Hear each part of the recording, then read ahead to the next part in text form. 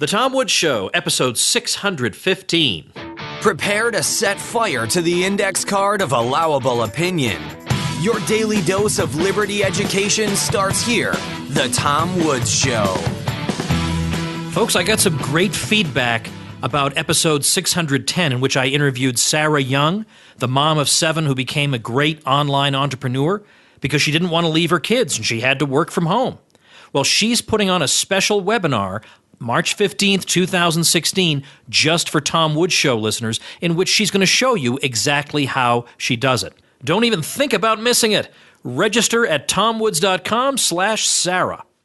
Hey everybody, I'm hosting a cruise with Bob Murphy in October 2016. It's the Contra Cruise, and we are going to have a blast. We're going to have so much fun on this thing. 30% of the cabins are already sold out, and we've only been promoting it about a month. So don't miss it. Check it out at contracruise.com.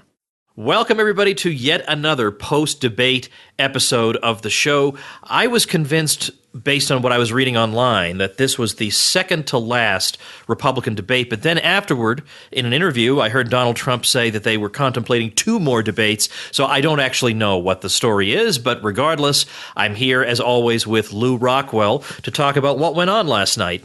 And for my new listeners, Lew Rockwell is the chairman and founder of the Mises Institute, which is so very important. I told you a little bit about Murray Rothbard in an email I sent out to you. If you are not on my email list, shame, shame. Everybody knows your name. You can hop on it by going to BernieIsWrong.com and grab my ebook on Bernie Sanders, and then you'll also be on my list. Well, anyway, Lew is also the publisher of LewRockwell.com, which you should be reading every day. Do what Tom says here on the show. He was also the chief of staff to Ron Paul, who will be our guest on Monday.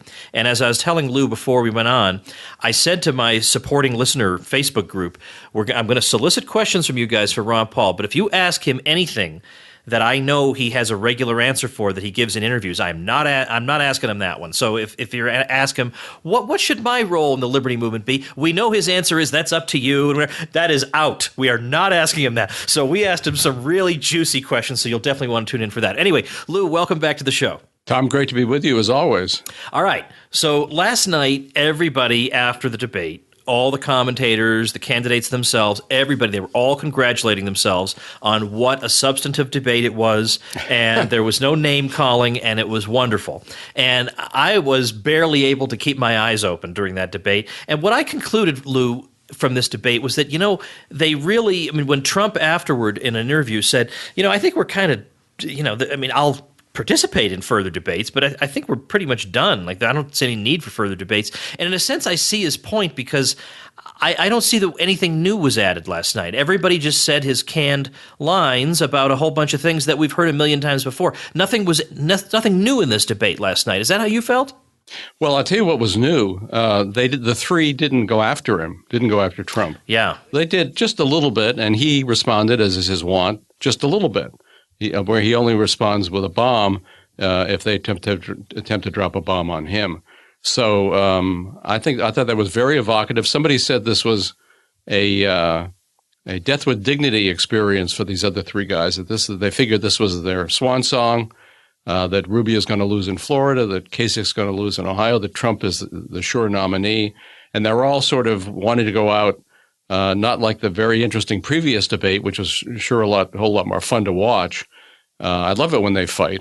And this was, they're all trying to be serious and dignified and, yes, give all their memorized talking points.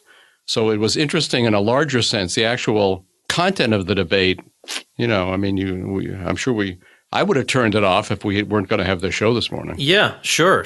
Oh, that's an interesting point. I had not thought of it that way, that the reason that they're acting this way is not out of some sense of moral obligation that we have to give the public a substantive debate after that freak show last time.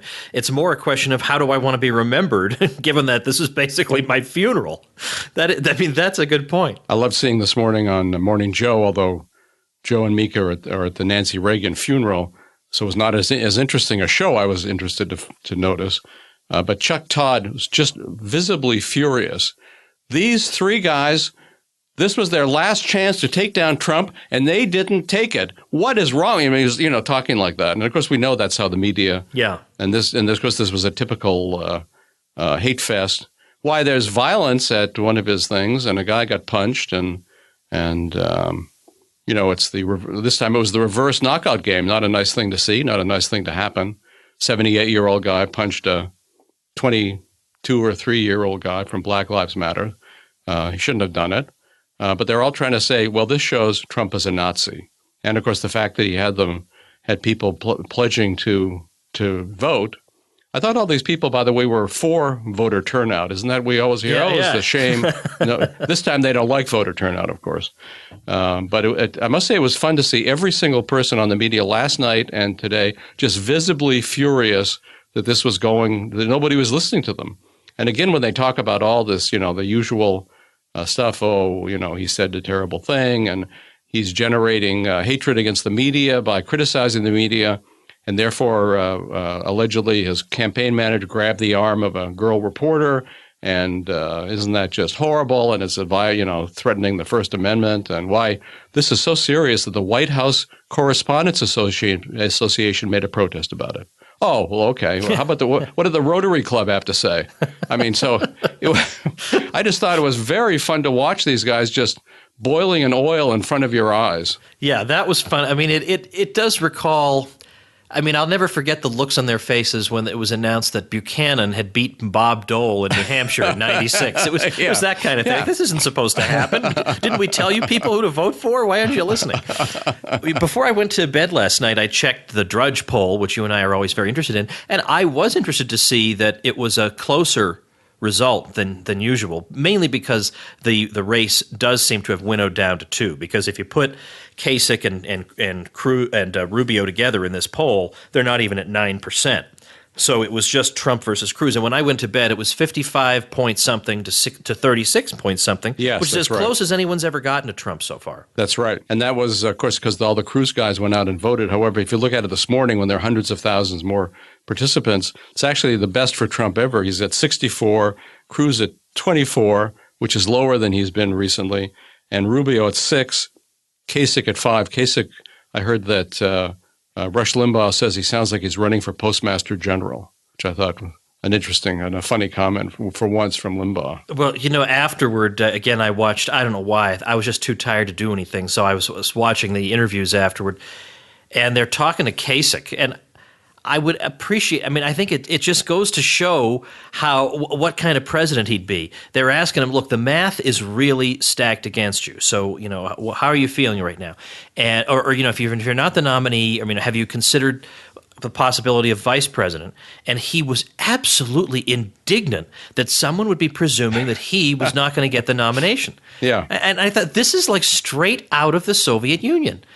Somebody who will look you right in the eye, tell you something that you know is the complete opposite of the truth, and be absolutely bewildered that you're not accepting it. Now, the difference is in the Soviet Union, they would have put you in a mental hospital. Kasich can't do that, but I just could not get over his attitude.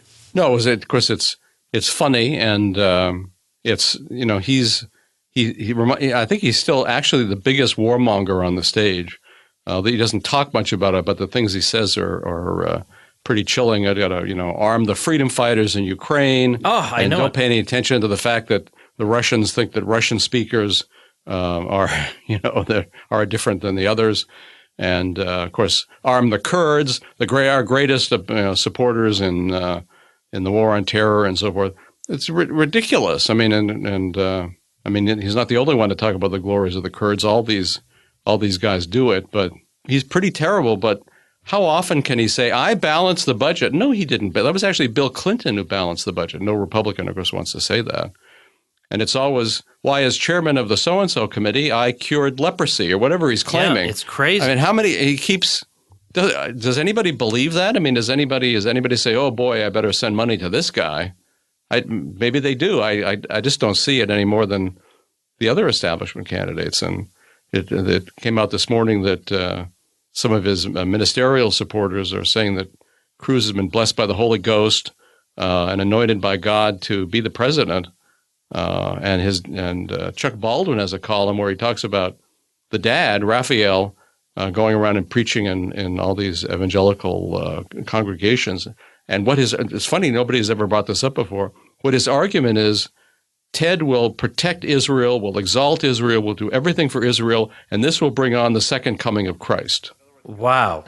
In other words, God is, somehow waiting for what a politician does. Yeah. I mean, it's just obviously it's untrue, and it's untrue on a bunch of different levels.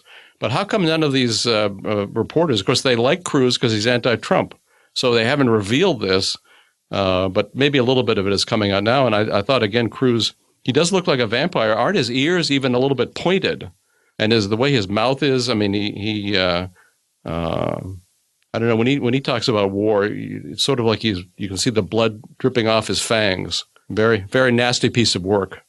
It is a shame that he's just so because I will say I thought Cruz had some decent moments, and I want to get into one of those in a minute. But before I forget on Kasich, because it's easy for me to forget Kasich. So before I forget, they're all trying to connect with Middle America. They're trying to do what Trump has successfully done. And yet, with Kasich, it's there's a part of him that is very compassionate and so on and so forth. But his claim to be connecting with Middle America is a little implausible when his priorities are: we got to show China that it doesn't control the South China Sea. Like, what in the world difference does that make? Or we have to arm the Ukrainians. We have to do this. We have to do that. I mean, it is an unbelievable laundry list of priorities. Oh, and yeah, eventually, if you're struggling with wage stagnation or something, maybe I'll have a little time to get to that. But really, I'm playing, the board game Risk right now, and don't bother me. It's crazy. Whereas Trump, when they asked him about ISIS, of course he has his very, very, well, if the generals tell me we need 20 or 30,000 troops, which is preposterous, but if they tell me that, yes, I'll do that. He said, we'll beat them, but then we're going to come right back home because we got a lot of problems here. Yeah. That's a message that whether or not he would implement that, apparently we've learned from it does resonate. You can get away with it. And of course, this was Ron Paul's message. Yeah. There are people who respond to that who say, I don't care. I couldn't care less what's going on in Ukraine. What possible difference could that make to me? None at all. All right. Let's talk about Cruz. Before we talk about Cruz, though, because I do have a good, I thought a decent point that he made. Let's pause for a quick message. Hey, everybody. Back on episode 610, I had a wonderful guest named Sarah Young, mom of 7, who back a number of years ago when she had her first child, the moment she had that first child, she said, on second thought, I don't think I want to go out and get a full-time job. I want to stay home with my child and eventually my 7 children. So how was she going to do that? She became an Amazon affiliate. She had a website about baby strollers, and people would go to her site, and then when they decided to buy, she would earn a commission from Amazon. Well, these days, it's tougher to set up affiliate sites like that and to earn an income online in that way. But she has stayed up on this ever since, and she's going to share her knowledge with my audience in a special webinar on Tuesday, March 15th at 5 p.m. Eastern Time. Sign up at tomwoods.com/Sarah. I'm going to be donating for every live attendee $5. I'm going to be donating to the Ron Paul Institute for Peace and Prosperity. I want her to have a nice big audience of enthusiastic people who want to know, how is this done? Well, she knows it because she's been doing it for years and years. Other moms were begging her, teach me how to do this, and she's going to be doing that on this special webinar for my listeners. Definitely don't miss it. Sign up at tomwoods.com/Sarah. All right, I do want to give credit where it's due. And again, this may be largely rhetorical, but isn't that what a debate is all about? It's all going to be rhetorical. But, when they were talking about Social Security, for example, and Rubio was saying, look, some aspects of the program are obviously going to have to change, and the others were more or less saying something like that. And Trump was saying, no, look, there's so much waste, fraud, and abuse in Social Security that if we get rid of that, we won't have to change any aspect of the program. It's basically his response. And he was saying that, that's been his theme on a lot of budgetary issues. And Cruz, I thought, very effectively said, look, the problem is not because Trump keeps emphasizing that we just have stupid people running these programs. And Cruz said the problem is not a lack of smart people in government. The problem is government. So it's not a question of getting the smart people in charge. And then secondly, now regardless of Cruz's own little dance on ethanol, it is true that the other candidate, that Trump criticized Cruz for not adequately supporting ethanol in Iowa, which is, again, just goes to show that unfortunately with Trump, on philosophy, there really is just no there. There is no guiding philosophy other than anytime somebody says common sense conservatism, it makes me think of compassionate conservatism. Anytime they put an adjective in front of it, it's always getting worse. The more adjectives, the worse it is. That's my thought. However, when you say conservative, that's pretty bad on its own. I know. So maybe an adjective is a good thing. I don't know. I know. Anybody who's calling themselves a conservative these days, I distrust them. Yeah. I don't want anything to do with them. Yeah, it is such a shame. But, and another shame on this is that to me, it is a shame that, I mean, look, I'm obviously not going to agree with Trump on a lot of things. That there's nothing I can do about that. But I'm heartened by some things that he says on foreign policy. But it is an incredible shame how almost defiantly uninformed he is on this. That all he has to do is sit down with Scott Horton for an hour, and he will be half an hour, and he'll be able to wipe the floor with these people with all the details in the world and show every mistake and idiotic decision they've all made. He could do that, and instead it's 3 weak talking points over and over. He should be crushing them. I mean, it's hard for me to watch a debate and not imagine what one of our people would be doing to these candidates on that debate stage. And so when there is somebody who's opposing the others and he's just does not have a command of the material, it really, really upsets and frustrates me. Well, I share that frustration, but I think it's not that he doesn't have a command of the material or couldn't have a command of the material very easily. I mean, we know if you're building a skyscraper, and I've talked to people who have worked for him. This guy is so detail-oriented. He knows every single thing that's going on, everything that everybody's doing. He's constantly looking to see what can be improved or has to be fixed. I mean, he's so hands-on, and he just knows everything about his business. So this guy has been thinking about running for president for, 10 or 12 years, who has done brilliantly and has beaten all these guys. I think it's a deliberate policy. Because of the people he's speaking to. The rest of them are saying, "Why you don't have a 700-page report written by layabouts in D.C. That, of course, that nobody will read after the election is just a way to pay off the consultants." Nobody cares when they say that, and people are only. I think it's whether it's a good thing or not is another question. But I think it's a deliberate. His style, his manner of speech, the kinds of things he discusses, when he repeats things, is all intended to reach the majority of people, and I think that's what he's doing. So, he's bad on, of course, many, many different things. On the other hand, his clarity from the standpoint of all the people on Social Security, want to be on Social Security, of course, is brilliant. He's, to the left of Hillary Clinton on Social Security. Even he's to the left of Bernie Sanders on Social Security. So it's one of the things, as one of the MSNBC guys pointed out this morning, will make him such a dangerous general election campaign candidate against Hillary. So I wish he were different. I wish there's just one. I always thought Ron Paul's position on Social Security in his campaigns was absolutely brilliant. He said anybody who's over a certain age, absolutely, they're going to keep their benefits. They're not going to be cut. The retirement age is not going to be increased. But under the age, and maybe it's 55, maybe it's under the age of 50, people can opt out. Younger people can opt out, and they don't have to pay those horrendous Social Security taxes. They're free to take care of themselves. We need an opt-out option, and maybe somebody will get to. I don't know whether is Trump reachable on any of this stuff. I don't know. On the other hand, in his business matters, he consults all the smartest people. He's nothing like the blustery guy, I'm told by people who've worked for him, nothing like the blustery guy that we see on stage. He's indeed a nice guy, very intense, extremely smart, very detail-oriented, knows everything. So if he wanted to know every single in and out about Social Security, I'm sure he could learn it all. Maybe he even knows it all. I don't know. Or maybe he feels he doesn't have to know it all. But it's not happenstance. None of this is off the cuff, even though he speaks that way. But of course, that's all a deliberate thing. And of course, he makes the point that he's the only one without a teleprompter, although Ron Paul never used a teleprompter, Right. of course, either.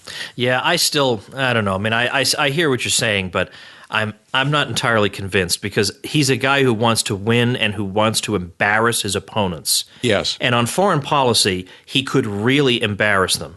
And he could easily find somebody who could brief him so that he could embarrass them. And unfortunately, it just doesn't seem to happen. Now, what about... Tom, we need to have you play golf with him. That's what we need. Yeah, I know. But then he'd spend all his time criticizing my golf game. All right, Cuba. They're all against, Trump has a nuanced view that I couldn't quite fully tease out or get, but they all are against having diplomatic relations with Cuba. Of course, Rubio knows this is red meat for a Miami audience. And, of course, Cruz is obfuscating here when he's saying, you're just going to continue in the Obama policy if you carry on with recognizing Cuba. Actually, what you'd be continuing on with is the Jefferson policy, because Jefferson's view was probably in the world, we're not going to like very many governments at all. But unless we want to be, quote unquote, isolationist, which remember is the biggest sin in the world, we're going to have relations with basically every country without exception, and not say, well, you have to meet 27 demands before we'll open up a relationship with you. By the way, that's not how any negotiation ever works, but that's the U.S. government's version of negotiating. Yes, sure, we'll negotiate as soon as you meet all our demands, then we'll sit down with you. But see, that's what negotiation is. So for Rubio to say, yeah, I've got 27 precursors for us to – I mean, whatever the Cuban government is doing is irrelevant to the question of should a Cuban person be able to have commercial and other sorts of interaction with an American person, with these two people. Forget about what the governments think. We unshackle the people in both countries is the correct opinion. And yet no one could really unequivocally say that last night. And, of course, Ron talked about having diplomatic relations with Cuba, free trade with Cuba. And he found, you would think this was, the third rail in Florida. He found there was a huge generational divide among the Cuban Americans, that the younger Cuban Americans were not for what was going on. They wanted to go visit Cuba. They wanted to be able to trade and do business there.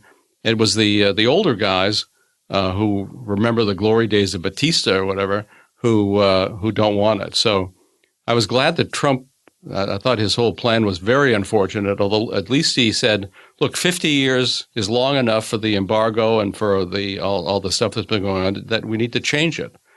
He just wouldn't do it like Obama. So it was like his position on Israel. It was much better than the others, but of course nowhere near as good as it should have been. Let's see, what else? What are some other issues that I want to hit on here? I got to go back and look at my notes here. All right, so we got that. Then, of course, we did inevitably get the Israel discussion. And and everyone making clear they will not be neutral. They're going to side with Israel, one of our strongest allies in the world. And then we got to finally get some kind of explanation of why Israel would be considered our strongest ally. So first, it's that they're a liberal democracy in an area where there aren't very many liberal democracies. Okay, but their internal form of government doesn't really have anything to do with why they would be considered an ally. An ally has to do with foreign affairs. So all right, so I waited. So I got, well, they give us intelligence and then something about military help, but I thought, well, that's rich. We're the ones subsidizing them. So I still didn't get much of an answer. And then I thought, yeah, they're giving us intelligent help for wars that they obviously benefit from, that everybody knows. By the way, it's anti-Semitic to say that Israel benefits from a war that hurts their regional foes. But see, that's not anti-Semitic because that's just a geopolitics 101. If you harm somebody's foe, you help them. That's just the way it is. So if Armenia, which is because I'm half Armenian, had a lot of regional foes and we were fighting them, I would not think it was anti-Armenian for anyone to point out that this helps Armenia. This is just common sense. So, yeah, obviously they share intelligence for stuff like that. So that makes them a great ally. I didn't get any sense of that whatsoever. No, of course, it was just the regular singing of the Israeli national anthem and saluting their flag and the rest of the stuff that goes on. And it's, of course, because of the money these people are getting. Trump, when he spoke to the Republican Jewish coalition, said, I'm very pro-Jewish. I have Jewish relatives in my family. Love you guys. You are great deal makers like me. But he said, I don't want your money. I'm not going to take your money, and I know you're going to be upset at me because I'm not going to take your money, and you're not going to own me. So these other three guys don't have those either correct or incorrect scruples. They're happy to take the money, especially Rubio. But all three of them are neocons, and so this is part of the I don't know, the initiation rite or something that they have to go through this ridiculous exhortation and statement of devotion to what we're supposed to think is the most important country in the world, maybe more than the U.S., maybe not more, but you can argue that, and that's okay. But I noticed nobody's saying that about Armenia or England or Norway or and there's no country in the world where in a debate like this they would be obsessed with some other country. This is crazy. And again, you are smeared and condemned. But Lou, it doesn't matter to me because I got a show that isn't on a channel, so they can't take me off. There's nothing to take me off of. They can't stop me. I just keep doing the show. I'm just asking questions here, Lou. Right? As far as I know, I'm still allowed to do that. I want to talk about Ben Carson.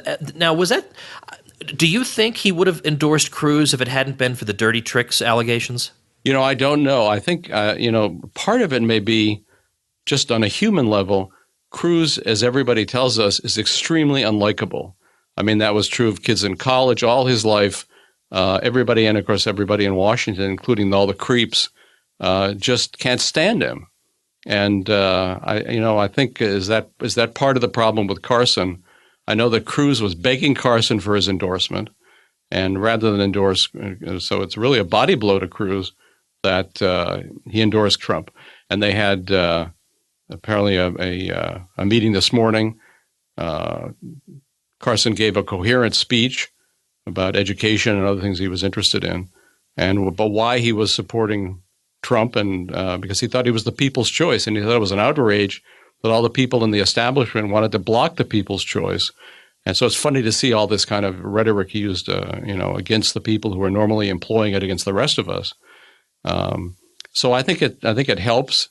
I think if there's anybody whose supporters, no matter how few they are remaining, who are just as devoted to their guy as Trump's supporters are to him, it's Carson. Yeah, that's right. So whether it's 5 or 6, 7% or whatever, some significant number of those are going to move to Trump. And that's very good for him. Yeah. So I was surprised at that, especially because I had kind of been led to believe by some people I talked to that pretty much all the other candidates would drop out and endorse whoever the anti-Trump was. So the fact that Christie and Carson both endorsed Trump was a real surprise to me. Well, of course, they want the main chance, too. I mean, they figure that he's going to be the president. Certainly he's going to be the nominee. And as I said, one thing the nominee can do is choose the head of the Republican National Committee. So I enjoy seeing Roger Stone put in that position instead of the disgusting Reince Priebus. So Roger Stone is the head of the RNC. Yeah, so that's alone worth the price of admission of this entire campaign. All right. Now, there have been other items in the news. Is there anything else that's in the news that you want to talk about this morning? Well, I thought it was very interesting that Jesse Benton has been hired by a new pro-Trump super PAC, and although Trump is anti-super PAC, these things are forming.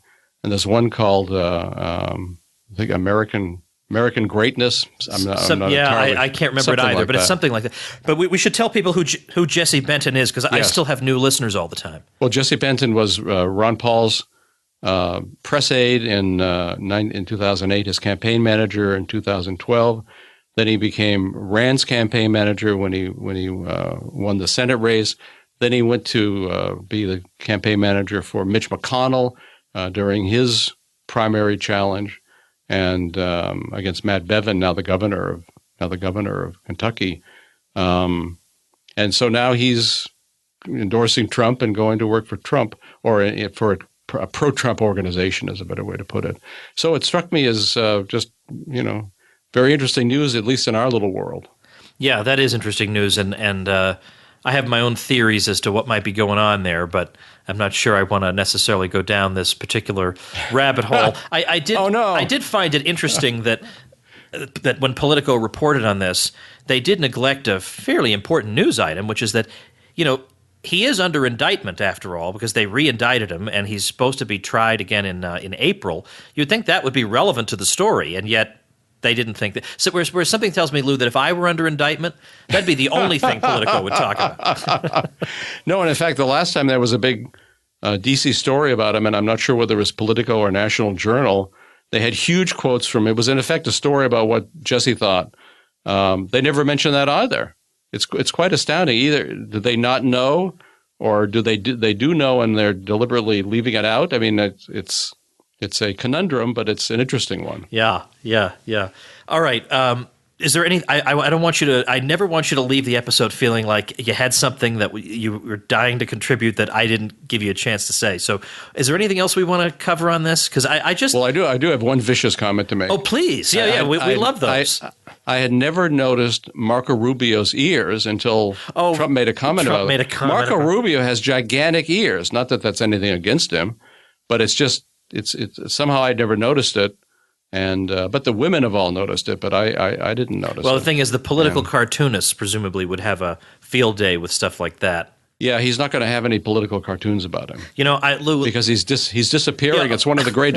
All these creeps who've Trump has beaten. They're all disappeared. Yeah, it's true. So that's one good thing. Lou, I want to tell you one thing before we wrap up. I had somebody. I don't know, maybe it was 2 debates ago. I try to send out an email to people about the episodes and other things that are interesting, and I got a response from somebody who did not like what you had said about Ted Cruz's appearance. And our point in that thing was obviously Cruz can't help this, but that the electorate does tend to vote on really superficial grounds. Not always, but they don't necessarily sit down and ask, what is the business cycle theory of each candidate, So anyway, I had somebody respond to my email sending out the episode saying, how just lecturing us on how terrible this was. And he just couldn't believe it and this and that we would say such a thing.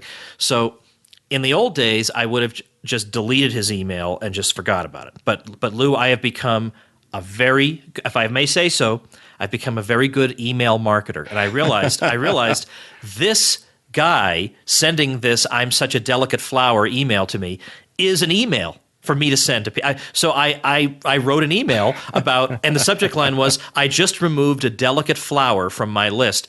Huge open rate. People needed to know what was going on. I made a whole email out of it, and then I said, "Look, if you side with me and you're not a delicate flower, then support my supporting listeners program, whatever." And people did. So I made an email out of it. I just love entrepreneurship, Lou, because people are handing me opportunities to be an entrepreneur. That guy made such a mistake writing that protest email to me. I made an email out of it. I didn't forward it to people, but I wrote my own email about, I can't believe a delicate flower like this is on my list, because that is not where you want to be. All right. Anyway, Lou. Yeah, go ahead. Yeah, I'll just say, speaking of Cruz's appearance, I'm told, and I must say I didn't notice that in the last debate, his temples were grayed. He suddenly gone gray. Of course, it was dye to make himself look more mature, or I don't, or more serious. I don't know. But that was gone in this last debate. He didn't. He'd gone back to black. So weird. That's important news on the Cruz front. Well, it's like Bush with the glasses versus the contact lenses. They were trying everything toward the end. And let me just mention one other thing that's even though as terrible as Trump is on so many things, one of the great things about Trump is, of course, the effect he's had. I would say he's made all Washington think tanks relatively irrelevant. He's made all the consultant class and all that. All these people who've made such big bucks in the past irrelevant. That's, of course, one of the reasons they hate his guts. But he's also made the big donors irrelevant, at least this time. So the Adelsons and the Kochs and these guys who are used to pulling all the strings and controlling everything, doesn't matter what they spend, doesn't matter what they want. They're just other guys. In fact, Charles Koch had an interview where he was complaining that despite all the money he was spending, he wasn't having much influence. Well, Charles, you may think that's a bad thing. Some of the rest of us think it's a great thing. So I think it really is a revolutionary situation. We don't know where it's headed, but it sure is great to see the Republican establishment smacked in the chops. Oh, I'm causing violence in the studio by saying that. But anyway, it's just a lot of fun. Now they are. I think the next debate isn't until like a week and a half from now or something. But Yes. this may be in flux because of Trump made a comment that there may be 2 debates. I mean, I don't even know. But at least you and I get a little bit of time off. But in the meantime, it is worth noting something that I heard on TV last night, because I don't know a lot of the technical details about which state is winner take all and that sort of thing. But after, I guess, this coming Tuesday, if Cruz doesn't make a really, really astonishing showing, he's going to have a very, very tough road ahead, because a lot of the states after that are proportional, so that even if he beats Donald Trump 55 to 45% in the popular vote, well, Trump basically will still get 45% of the delegates. So it'd be very hard for Cruz to really catch up in any significant way. So I think we're going to know an awful lot after this Tuesday. Yes, let alone Rubio or Kasich. Oh, yeah. I mean, of course, that's right. That's right. And I've been getting in my Twitter feed, I have a guy who follows me. We're very friendly. He's the only person I'm very friendly with who is a big Rubio supporter. I mean, it's one of these things. It's like if you had an uncle who was for Rubio, you wouldn't disown him. You have to just say, well, I cannot understand for the life of me why you're doing this, but you are. And he was asking, is it better to go down fighting, or is it better to just drop out in advance? And, he quotes Churchill about how it's best to go down fighting. And I thought, you know what? If Rubio wants to – this is my friend quoting Churchill. But if Rubio lives and dies by Churchill, so let him take that advice, stay in, fight, and be crushed, which I fear is, for his sake, is what's going to happen in Florida. All right. And this is of course, a neocon god. And let me just mention the fantastic Ralph Rico takedown of Churchill, explaining why he was a socialist and, of course, a warmonger and a very bad guy his entire life. You can look at LouRockwell.com, look up Ralph Rico, R-A-I-C-O. I'll link to it on today's page. His great article on Churchill. You'll never think the same about this creep after you read Ralph Rico, the great libertarian historian. In his book, Great Wars and Great Presidents, a Libertarian Rebuttal, he reproduces the Churchill chapter in there too. That's right. Which you can get from Mises. So I'm actually going to link to that at tomwoods.com/615. And I would also add, by the way, and I love that thing by Ralph Rico, that when I read Pat Buchanan's book, I think it's Churchill, Hitler, and the Unnecessary War, the chapter on Churchill, which I know Ralph actually read and commented on for Pat, it says that right in the notes, so I'm not disclosing anything. That is, I didn't think anything could top what Ralph Rico had done, but this is even longer, and it just absolutely is crushing and devastating. Yeah, it's devastating. Yeah. Yep. And in fact, I had Pat. That reminds me. I'll link to this. The episode with Buchanan. I had Pat Buchanan on to talk about Churchill some time ago, and I said, Pat, look, Churchill is voted the most admired man of the 20th century. Whatever. You got a long row to hoe there, Pat. How are you going to make this argument? But he's top notch with stuff like this. All right. Until next time, Lou. Thanks so much. Thank you, Tom. All right, everybody. Before I let you go, I want to let you know about something that is relevant to a lot of you. I like to keep you posted if there are sales and discounts on things that matter to us. And I have a lot of people who are starting websites or blogs or contemplating starting one. I know that because I've had a lot of people write into me for the tutorials that I give away. I give away 24 free video tutorials to help get you up and running with WordPress so that you'll be a really skilled blogger in no time at all. I have a 5-minute video taking you through how to start your blog. That one's available right away. But if you want the tutorial videos, just drop me a line. But the way you get them is by going to tomwoods.com/publicity. Use my Bluehost affiliate link, and I will give you these free tutorials. Plus, I'll give you a shout-out for your site on my show and on the show notes page for that episode, and that should give you a bit of a publicity boost. So I do all this, and I've had people tell me those video tutorials really helped them so they didn't have to spend hours and hours and hours figuring out how to use WordPress, which is the platform you generally use for blogging. Well, anyway, Bluehost, I just got their newsletter, tells me that from March 14th through the 21st, 2016, they're having a special deal where it's only $3.49 a month for your hosting. That's a really, really good deal. So if you were thinking about starting a site, I would say hang on, wait till Monday the 14th before you do it, and then go to tomwoods.com/publicity. There you'll see my affiliate link is tomwoods.com/blue, and you'll see how to get all these free goodies from me. But definitely start it during that week because you're going to get a really, really terrific deal on hosting. All right, Monday on the show, Ron Paul joins us, and I asked him a lot of listener questions, which were good, juicy questions. So I hope you will join the tens of thousands who make listening to the Tom Woods Show part of their daily routine. Thanks for listening. See you Monday. Oh, wait, no, hold on, wait, don't turn it off. It's not Monday because I'm doing a bonus episode for you guys. I mean, this is unbelievable. The bonus episode is like the best idea I ever had. When I want to talk about something that's not strictly libertarianism, but that I still find interesting, I make it a bonus episode in addition to the 5 episodes a week that I do. And I generally release these bonus episodes on a Sunday. So the past couple of Sundays, I've done entrepreneurs. I had Sarah Young, who is a fantastic Amazon affiliate, and she was talking about how she does that and how she was able to stay home with her 7 kids that way. She's very smart, and she has a marketing website, and so I thought, oh, she'd be great to talk to. And then the week before that, I had Ben Settle, the email king. There are several email kings. It seems odd, like it's a monarchy, but there are 3 of them. But Ben Settle is definitely one of them. And we talked about that because if you're an entrepreneur, you got to know how to do email marketing. And I know I have entrepreneurs in the audience. So we had fun with Ben Settle, whose podcast I thoroughly enjoyed listening to. But this Sunday, I've had people ask me to comment on the Catholic Church and the state of the Catholic Church and Pope Francis. So I'm going to do that with my friend Roger McCaffrey, who's been a close friend, family friend for many years, who's extremely knowledgeable about this, was a Catholic magazine publisher and book publisher, and he knows this whole question inside and out. We're going to have a fantastic conversation together. So if that doesn't interest you, when you see the word bonus in the episode title, you just skip right over it. Pretend it never happened. But this way, I get to do stuff that I'm interested in that might try the patience of my regular listeners as a regular episode, but I can do it as a bonus, and we're all happy. So enjoy your weekend. I'll talk to you on Sunday if you want to listen to that episode. Otherwise, Ron Paul on Monday. Thanks so much. Become a smarter libertarian in just 30 minutes a day. Visit tomwoods.com to subscribe to the show for free, and we'll see you next time.